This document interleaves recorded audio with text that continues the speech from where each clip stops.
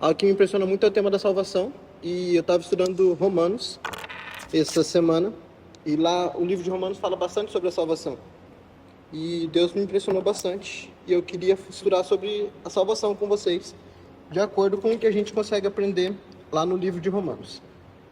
Mas antes da gente conseguir falar sobre salvação, a gente precisa falar sobre a queda. Porque a gente precisa de salvação por causa da queda. Se não fosse a queda, a gente não precisaria de salvação. Ou vocês acham que Adão e Eva, se eles não tivessem caído em pecado, eles precisariam de salvação? Eles não precisariam de salvação, exatamente. Então, antes da gente ir para Romanos, propriamente dito, a gente vai ler alguns textos de Gênesis, os textos que falam sobre a queda. E a ideia é ser um estudo, então, para ser algo dinâmico. Não quero ficar falando aqui sozinho. Então, eu vou pedir a ajuda de vocês para lerem alguns textos junto comigo. Tá bom? Romanos não, desculpa.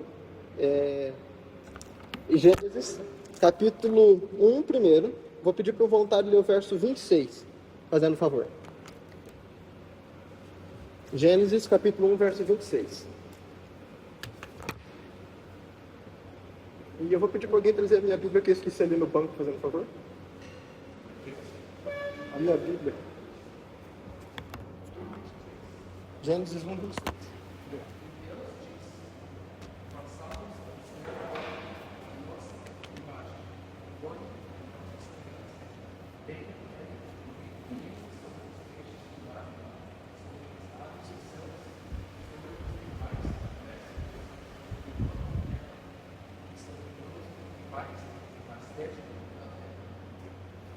Vamos orar antes da gente seguir explorando esse texto.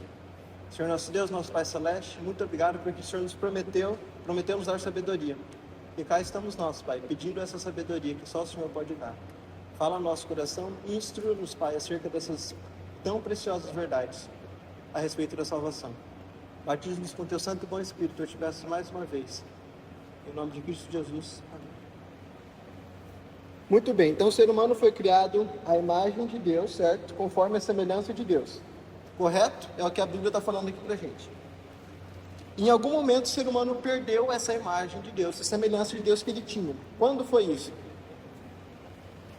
Na queda, exatamente, capítulo 3. E a gente vai ler aqui os versos aqui rapidinho. E para ser algo bem dinâmico, não tem que ser eu lendo tudo por causa da gravação, né? Então tá bom.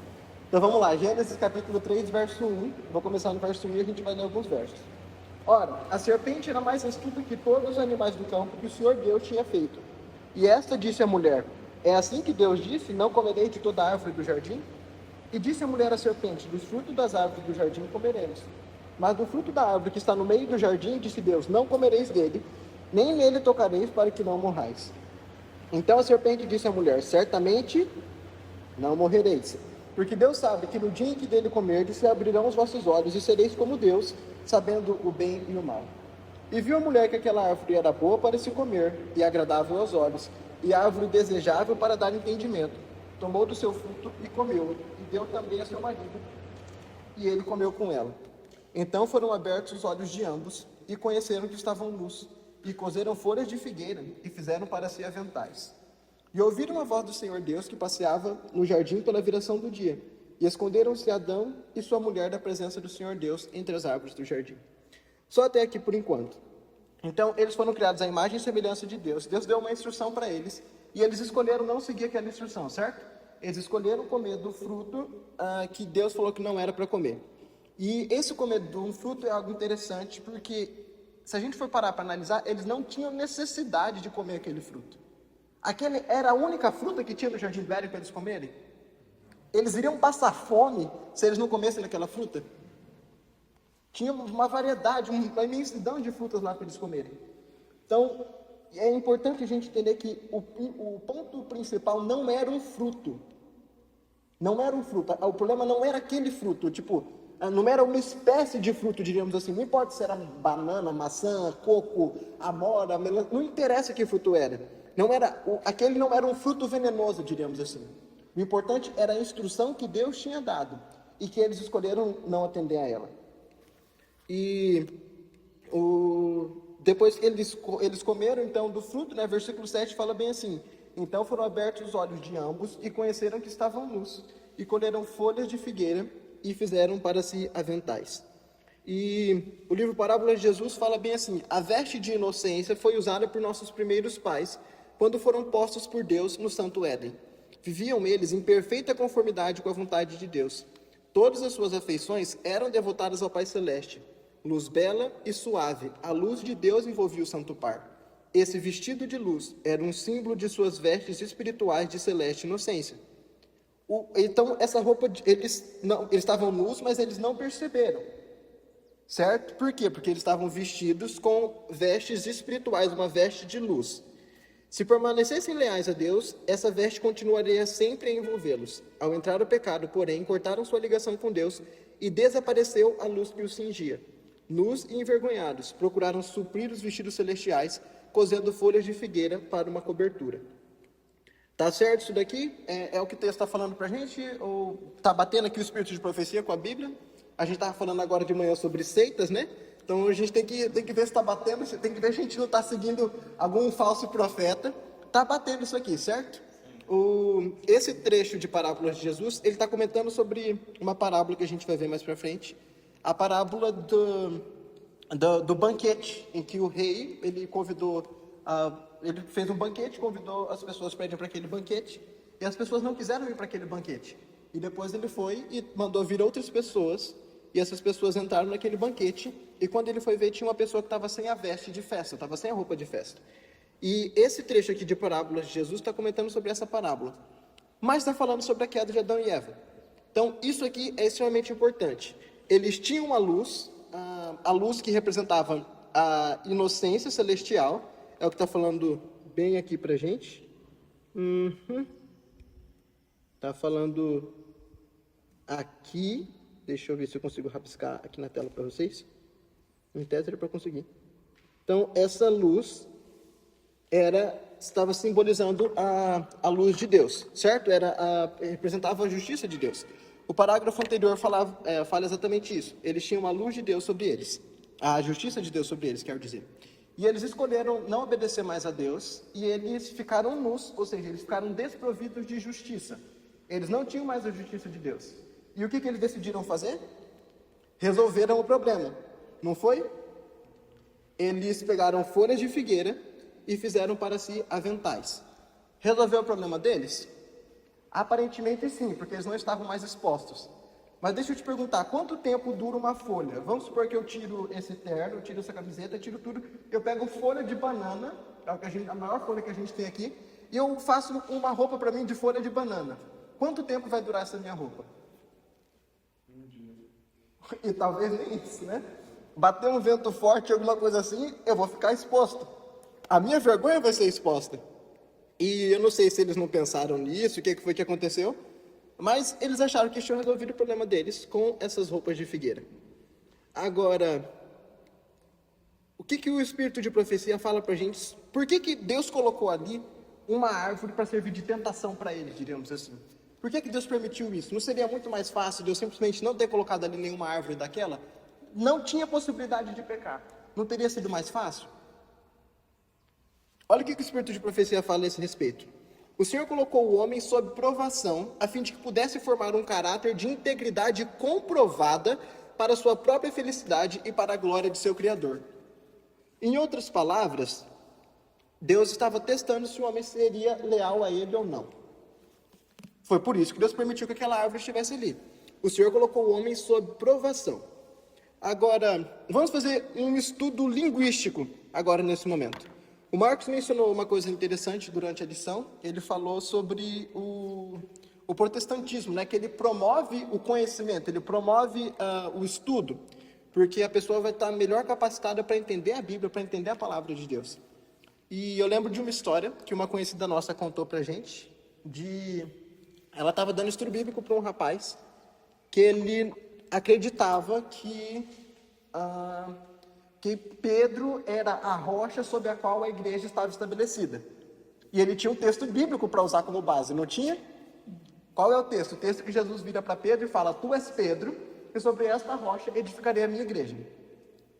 E esse rapaz argumentava não, porque a igreja foi estabelecida sob a autoridade de Pedro. Por que a gente hoje não pode ter um líder supremo, um papa?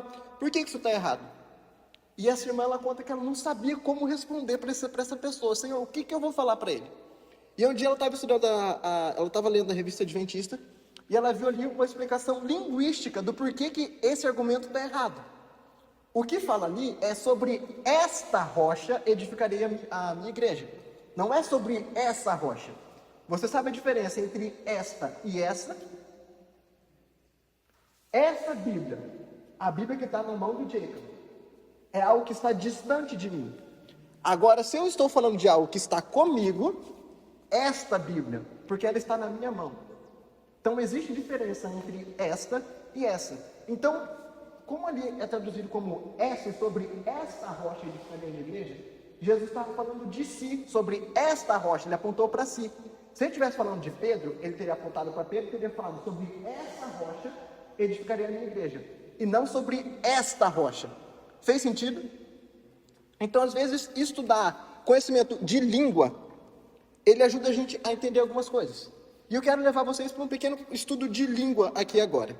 Aqui vem falando então que o Senhor colocou o homem sob provação, a fim de que pudesse formar um caráter de integridade comprovada para a sua própria felicidade e para a glória de seu Criador. Aqui está falando do Éden, certo? Aqui no finalzinho. As glórias do Éden, sobre tudo em que pudesse repousar os olhos, testificava do amor e do infinito poder de seu Pai. Ou seja, esse período de provação foi aonde? No Jardim do Éden, certo? Aquela árvore ali é o que representava a provação para eles. E essa palavra em inglês é probation. Então, o Senhor colocou o homem sob probation, certo? Sob provação. Agora, é interessante que essa palavra probation aparece outras vezes no Espírito de Profecia, e ela é traduzida de outras formas.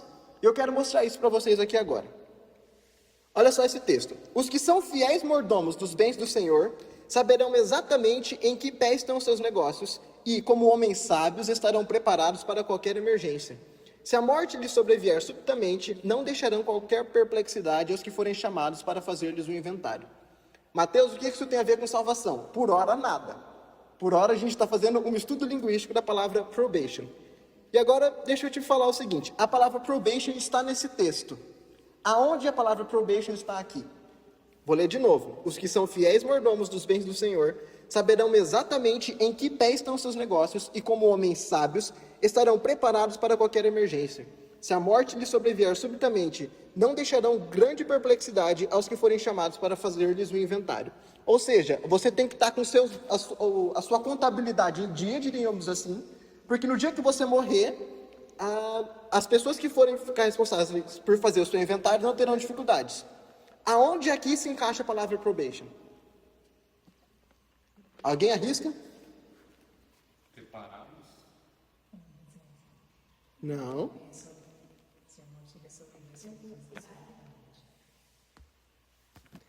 Se a morte lhe sobrevier subitamente, como é que diz em inglês? Should their probation close suddenly? Ou seja, se de repente a prova deles, a aprovação deles terminasse. Agora, em português, como é que a gente chama isso? A gente fala bem assim, quando a pessoa morre, fechou o período de graça, fechou a porta da graça para aquela pessoa, certo? Então, muitas vezes, aliás, quase em todas as vezes, o fechamento da porta da graça, em inglês fala bem assim, close of probation, o fim da provação.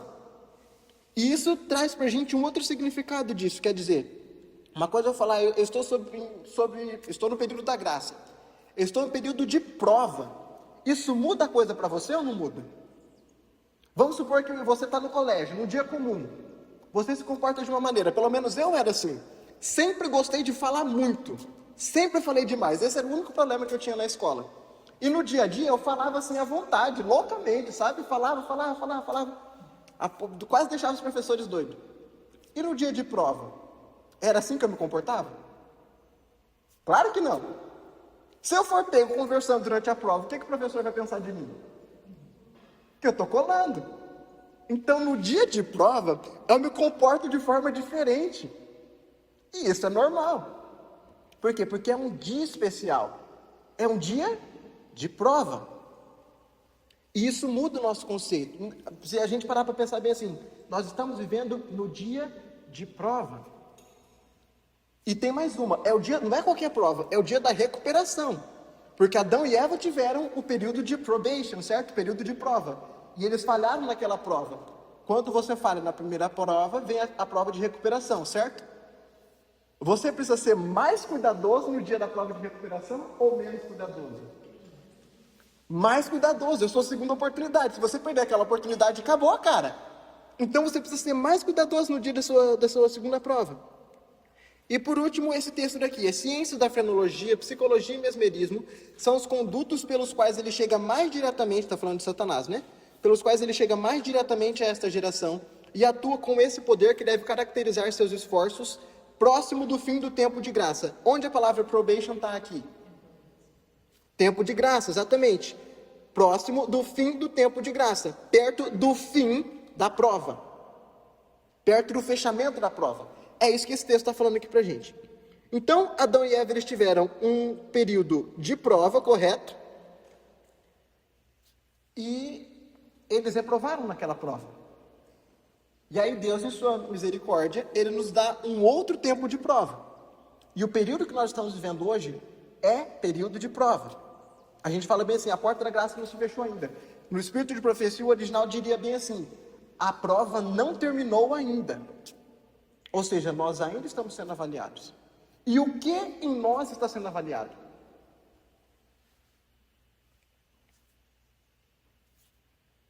Um de cada vez, galera. O que está sendo avaliado em nós? O que estava sendo avaliado lá em Adão e Eva?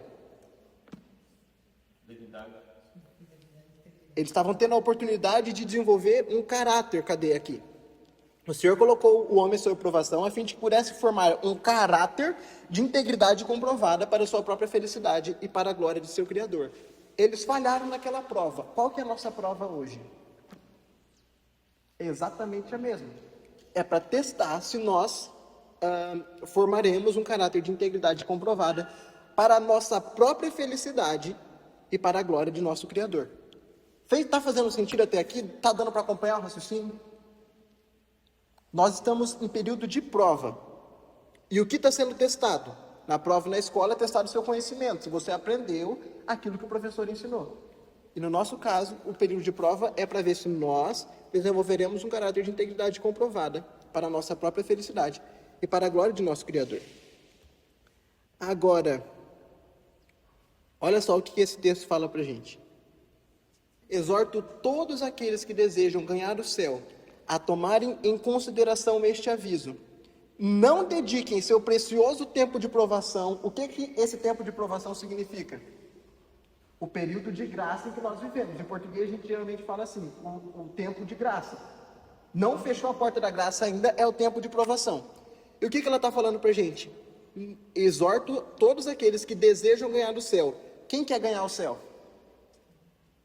Então, leve em consideração este aviso. Não dediquem seu precioso tempo de provação a costurar folhas de figueira para cobrir a nudez que é resultado do pecado. Não dediquem seu precioso tempo de provação a costurar folhas de figueira para cobrir a nudez que é resultado do pecado. Ou seja, tempo de prova é precioso ou não é? Você está fazendo uma prova extremamente importante, a prova final do ano. Você vai perder seu tempo dormindo? Você vai perder seu tempo conversando, fofocando, desenhando na mesa? Vai fazer alguma coisa assim? Por quê? Porque é um tempo precioso. Cada segundo ali importa. E o que ela está falando para a gente é exatamente isso. É um tempo precioso esse que você tem. Não perca seu tempo costurando folha de figueira para cobrir a nudez que é resultado do pecado. Ao olharem para o grande espelho moral do Senhor, sua santa lei, seu padrão de caráter, não pensem nem por um momento que ela possa purificá-los. A lei de Deus não pode nos purificar. Não há propriedades salvadoras na lei. Ela não pode perdoar o transgressor. A pena deve ser cumprida. O Salvador não salva os pecadores abolindo sua lei. O fundamento de seu governo no céu e na terra. A punição foi suportada pelo substituto do pecador. Não que Deus seja cruel e impiedoso, e Cristo tão misericordioso que morreu na cruz do Calvário para abolir uma lei tão arbitrária que precisava ser extinta, crucificado entre dois ladrões. O trono de Deus não deve suportar uma única mancha de crime, um único vestígio de pecado. Nos conselhos do céu, antes da criação do mundo, o Pai e o Filho fizeram um pacto de que, se o homem se mostrasse desleal a Deus, Cristo, um com o Pai, tomaria o lugar do transgressor e sofreria a pena da justiça que deveria recair sobre ele. Não dediquem seu precioso tempo de provação a costurar folhas de figueira. O que é para a gente fazer, então, no nosso tempo de provação? Aliás, o que significa eu costurar folha de figueira? Não é para eu perder meu tempo costurando folha de figueira. Quando eu estou costurando folha de figueira? Algum palpite?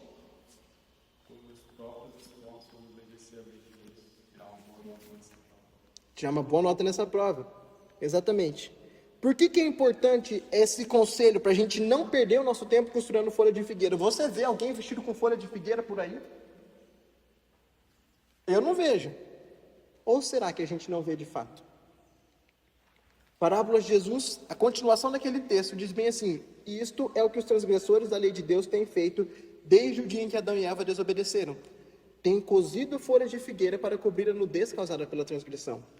Cobrem-se de vestidos de sua própria feitura, por suas próprias obras, procuram encobrir os pecados e tornar-se aceitáveis a Deus. Se a gente tinha visto que a luz celestial era a justiça de Cristo, quando eu coloco a minha própria roupa, isso significa o quê? Quer dizer, a veste que eles tinham, né, de luz, representava a justiça de Cristo. Quando eu coloco uma roupa que eu fiz, isso significa o quê? A minha própria justiça, exatamente. E aí tem um outro texto que explica exatamente o que são as folhas de figueira.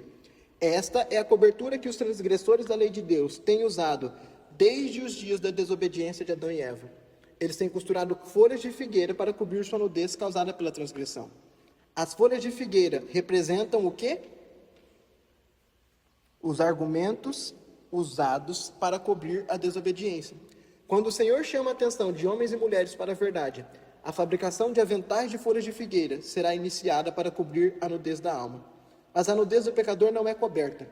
Todos os argumentos combinados por todos os que têm se interessado nessa frágil obra resultarão em nada. Agora eu falei que a gente ia estudar Romanos, e até agora eu não abri o livro de Romanos. O que isso tem a ver com Romanos?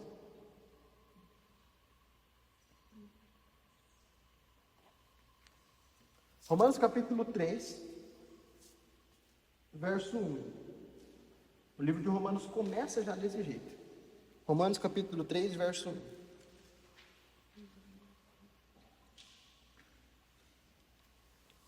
Qual é, pois, a vantagem do judeu? Ou qual a utilidade da circuncisão? Para que serve a circuncisão? Que vantagem alguém que é circuncidado tem sobre alguém que não é circuncidado? Ou qual é a vantagem de ser judeu aqui? E o verso 2 responde para a gente: muita, em toda maneira, porque primeiramente as palavras de Deus lhe foram confiadas. Ou seja, o judeu ele tinha sim vantagens, em alguns aspectos, porque ele tinha recebido primeiro a palavra de Deus. Mas isso conta o fato dele ser judeu, dele ser circuncidado, conta alguma coisa para a salvação dele? Verso 9. Pois que somos nós mais excelentes? De maneira nenhuma, pois já dantes demonstramos que tanto judeus como gregos todos estão debaixo do pecado. Como está escrito, verso 10, não há um justo, nenhum sequer. Não há ninguém que entenda, verso 11, não há ninguém que busque a Deus. Todos se extraviaram e juntamente se fizeram inúteis. Não há quem faça o bem, não há nenhum só.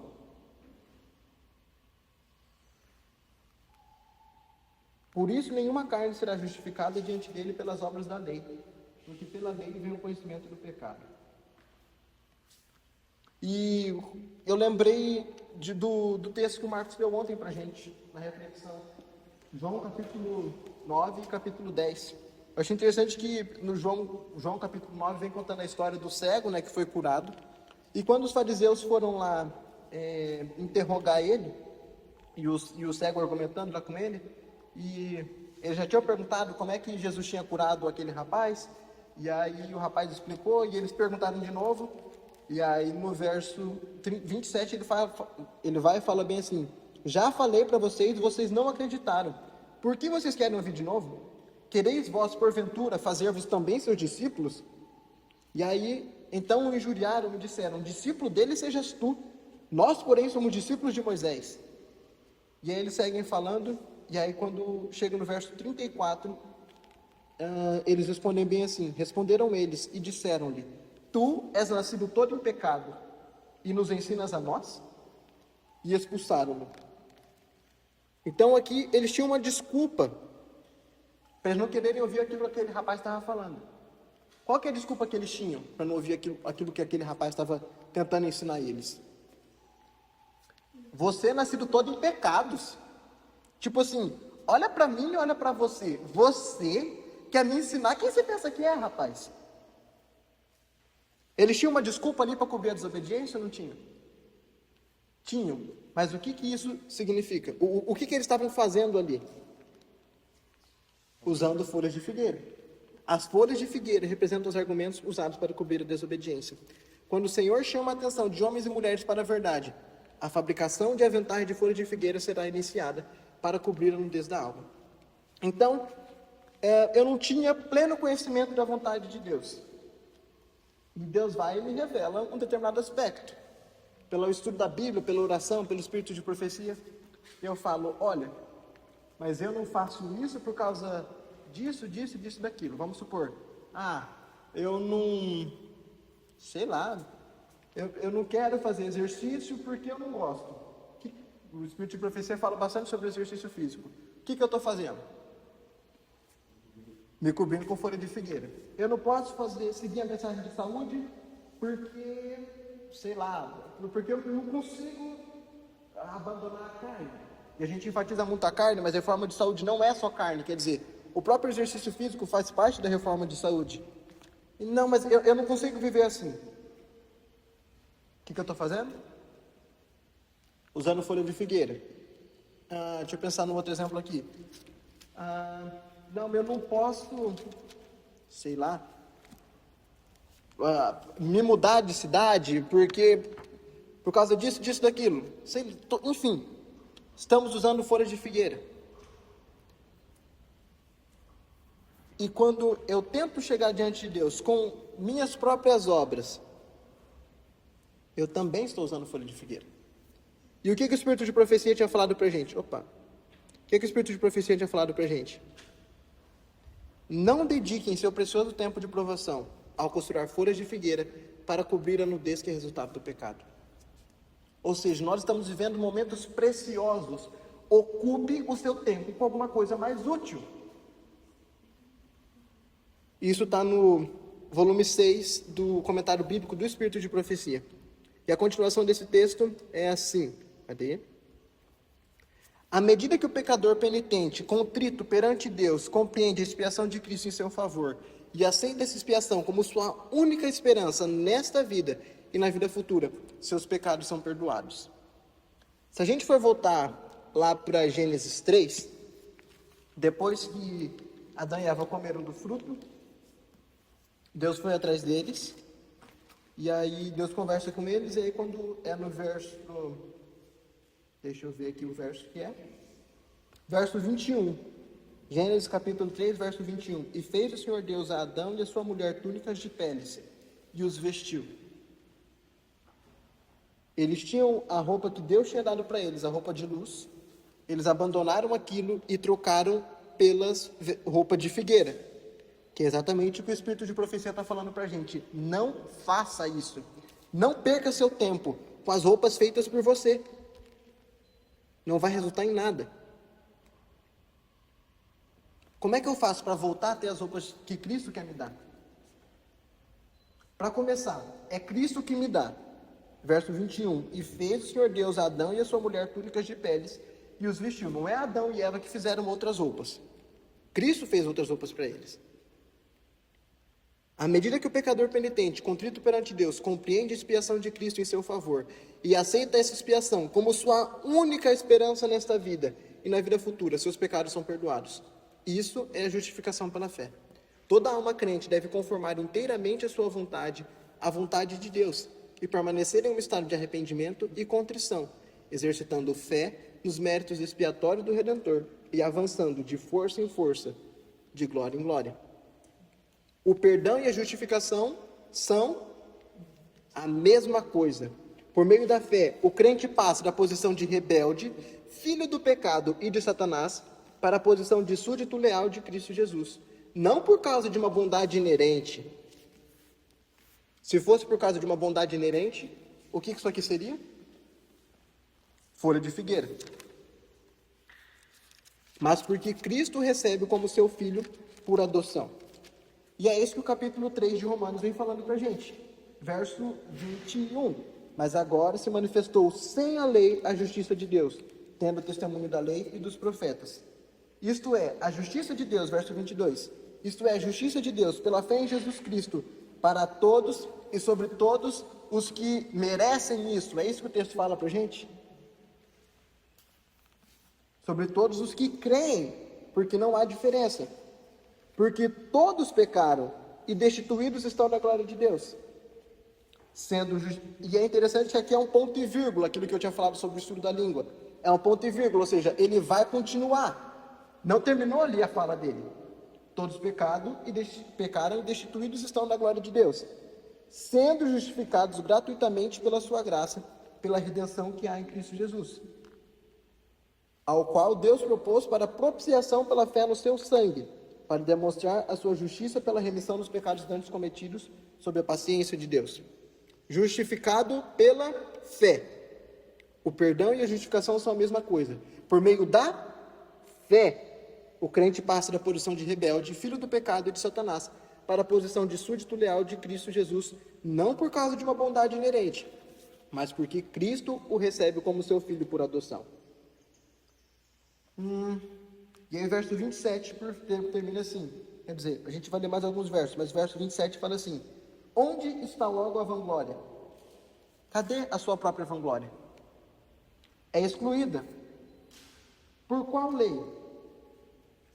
Das obras? Não, mas pela lei da fé. Concluímos, pois, que o homem é justificado pela fé, sem as obras da lei. É porventura Deus somente dos judeus? E não o é também dos gentios? Também dos gentios, certamente.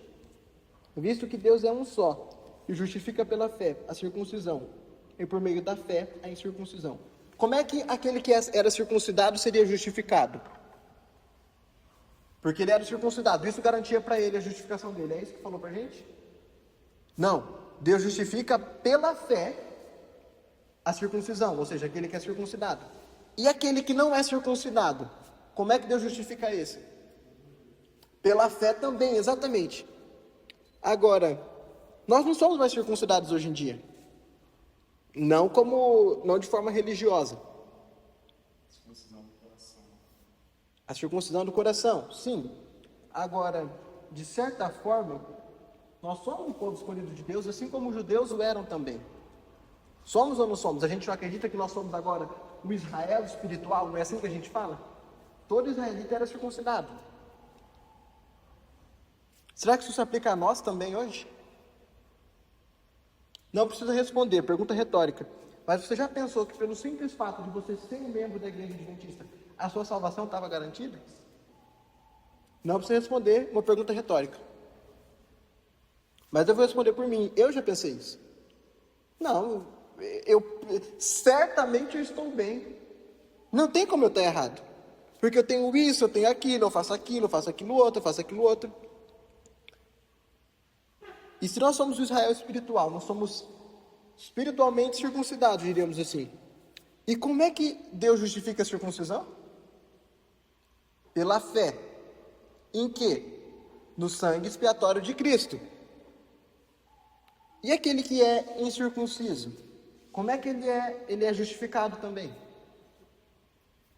Também pela fé. Ou seja, qual que é a diferença entre eu, que sou adventista do sétimo dia, e alguém que não é adventista do sétimo dia, não faz parte do Israel espiritual, diríamos assim. Como é que eu vou chegar no céu? Pela fé. E a outra pessoa, como é que vai chegar no céu? Pela fé também. Ou seja, o fato de eu ser circuncidado, espiritualmente falando, me deu alguma vantagem? Me deu vantagem. No sentido de que eu tenho mais familiaridade com a palavra de Deus do que alguém que não conhece e tudo mais. Em tese, seria mais fácil para mim. Mas mais responsabilidade também. Mas mais responsabilidade também. E se a gente for pensar no ponto de vista da salvação, se no meu caso é fé e se no caso da outra pessoa é fé, não faz diferença nenhuma. Agora, com isso eu não quero dizer que é pra gente sair da igreja adventista, tá bom? Não é isso que eu estou querendo dizer. O que eu estou querendo dizer é que simplesmente você ter seu nome na lista de membros não te garante nada. É pela fé que você vai ser salvo. Porque todos pecaram e carecem da glória de Deus. Seguindo aqui o texto. Por meio da fé, o crente passa da posição de rebelde, filho do pecado e de Satanás, para a posição de súdito leal de Cristo Jesus, não por causa de uma bondade inerente, mas porque Cristo o recebe como seu filho por adoção.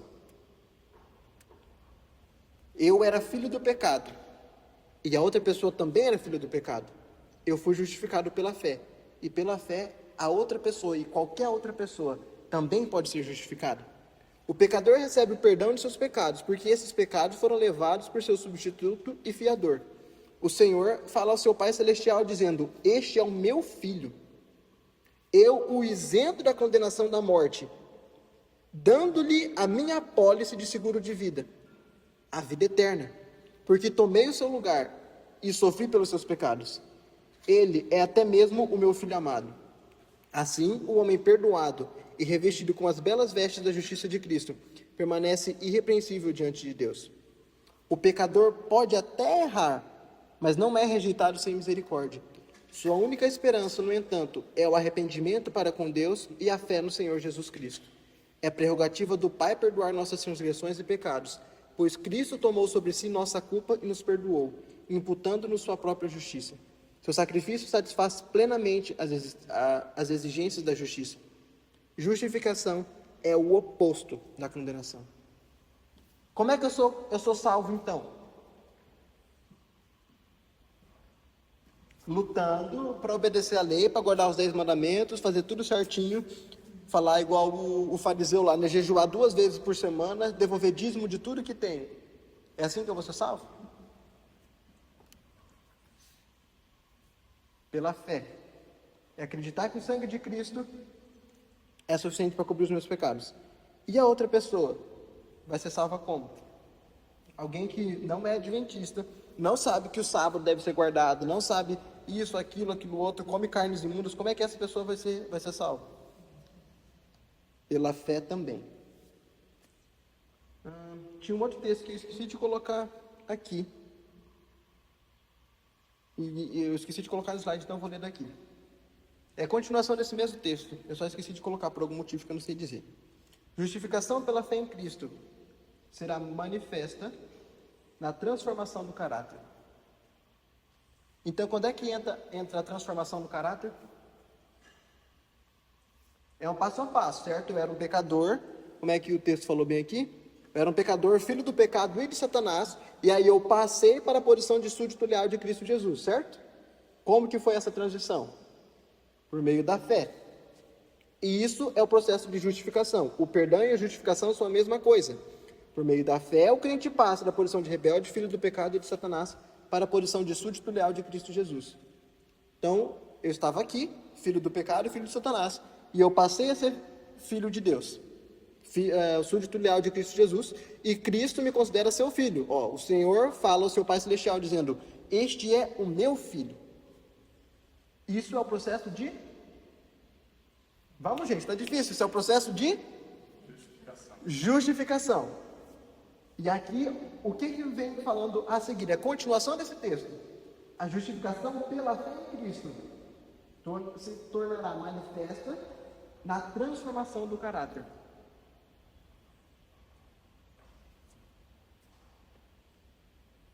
O que isso aqui quer dizer para a gente? O meu caráter vai ser transformado depois da justificação, ou durante o processo de justificação.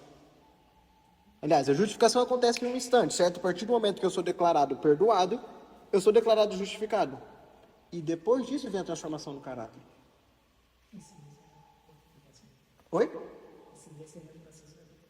Sim, que também é um processo de justificação.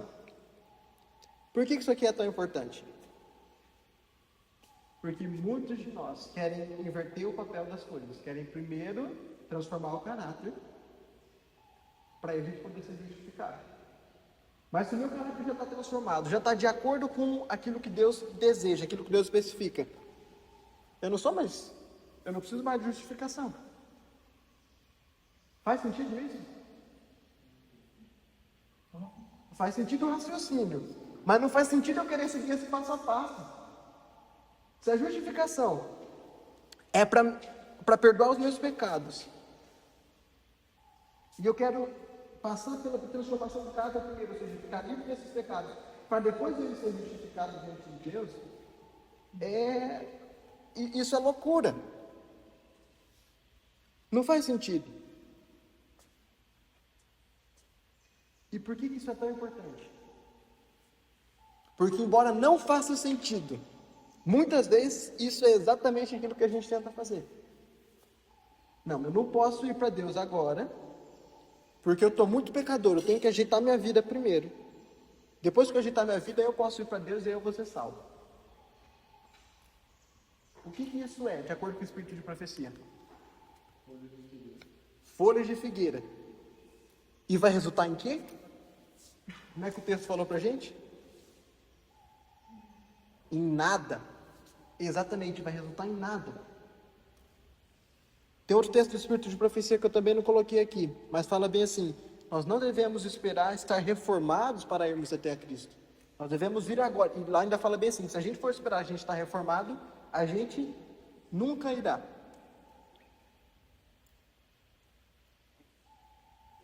Porque acontece a justificação. E depois disso, acontece a transformação do caráter. A justificação será feita manifesta, ou seja, as pessoas vão perceber que isso aconteceu através da transformação do meu caráter. Esse é o sinal para o mundo da verdade das doutrinas que nós professamos. A evidência diária de que nós somos uma igreja viva é vista no fato de que nós estamos praticando a palavra. Um testemunho vivo vai diante do mundo em ação cristã consistente. Isso declara ao mundo apostatado, que há um povo que declara, que acredita, que nossa segurança está em nos apegar à vida. Esse testemunho é uma inconfundível distinção daquela da grande igreja apóstata, que adota a sabedoria humana e a autoridade humana em lugar da sabedoria e autoridade divinas. Que ninguém assuma a posição limitada, estreita, de que qualquer das obras do ser humano pode ajudar no menor ponto possível para sanar o débito de sua transgressão. Esse é o engano fatal. Se você entender assim, você precisa parar de acariciar essas ideias e, com um coração humilde, buscar pela expiação. A expiação que Romanos falou para a gente vem como? A propiciação acontece pela fé em Cristo. Esse assunto é tão pobremente compreendido que milhares e milhares, dizendo ser filhos de Deus, são na verdade filhos do maligno, porque eles dependem de suas próprias obras. Quando eu dependo de minhas próprias obras, eu me faço o quê? Filho do maligno.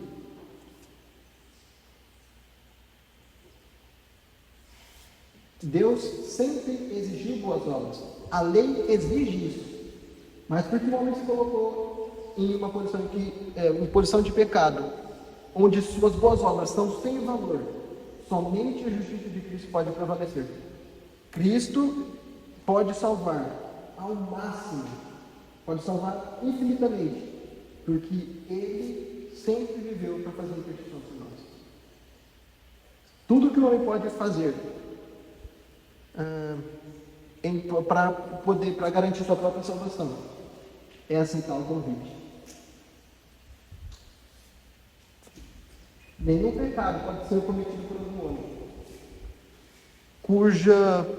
cujo preço já não tenha sido pago no Calvário. Assim, a cruz, em ferventes apelos, continuamente aponta o pecador uma expiação completa. Isso aqui é algo que a gente precisa entender. E muito, muito. A gente precisa muito entender isso. Nós nunca seremos feitos justos por nós mesmos. E quando eu tento fazer isso, eu demonstro que eu sou filho do maligno. Quantos querem ser filhos do maligno? Levanta a mão bem alto para eu ver. Graças a Deus, nenhuma mão se levantou aqui. Amém? Hã? Não tem ninguém dormindo também, né? Se alguém tivesse levantado a mão, a gente sabia que a pessoa estava dormindo. Ninguém aqui quer ser filho do maligno. Agora, isso é algo interessante, é uma posição na qual eu me coloco. Se eu quiser me levantar diante de Deus com as minhas próprias obras, isso demonstra que eu escolhi a posição de filho do maligno. E se eu quiser a posição de filho de Cristo, é por adoção. Por meio da fé, o crente passa da posição de rebelde, filho do pecado e de Satanás, para a posição de súdito leal de Cristo Jesus. Não por causa de uma bondade inerente, mas porque Cristo o recebe como seu filho por adoção. Quando os pecadores são compelidos a olhar para aquele que vestiu sua divindade com a humanidade e ainda veste essa roupa, sua confusão é indescritível. As escamas caem dos seus olhos e eles percebem aquilo que eles não percebiam antes. Eles percebem aquilo que eles poderiam ter recebido se eles tivessem recebido a Cristo. E as oportunidades que eles tiveram e que eles rejeitaram. Eles veem a lei que eles tinham pisoteado, exaltado do mesmo jeito que Deus, o trono de Deus é exaltado. Eles veem a Deus dando reverência à sua lei.